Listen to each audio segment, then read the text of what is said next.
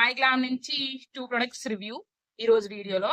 ఒకటి షైనర్, ఇంకొకటి normal nail polish. రెండింటిని ఈ రోజు రివ్యూ చేసి మా చెల్లి హ్యాండ్ మీద ఎలా కలర్స్ అన్నవి పాప్ అవుతున్నాయో ఫస్ట్ అందులో వచ్చిన మంచి థిక్ కలర్ తీసుకొని మొత్తం 5 ఫింగర్స్ కి సింగిల్ లేయర్ కొట్టి నెయిల్ పాలిష్ చేస్తాను. కానీ అదంతా బాగా అనిపించలేదు. అందుకని చెప్పి డబల్ లేయర్ తీసుకున్నాను. కొంచెం ఇయర్ బడ్ తో అవుటర్ లేయర్ కి లీక్ అయితే దాన్ని నీట్ గా క్లీన్ చేసేసుకున్నాను.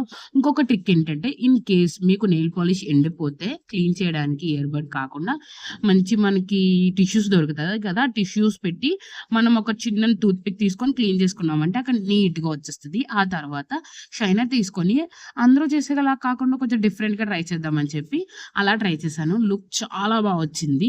అంటే మీకు సేమ్ లేయర్ మీన్స్ లేయర్ నేను వేసిన పాప్ కలర్ కూడా సేమ్ అవడంతో అంత కనిపించట్లేదు, కానీ లుక్ మాత్రం చాలా బాగా వచ్చింది. అందుకే దగ్గరగా మీకు చూపించడానికి ట్రై చేస్తున్నాను. ఓకే.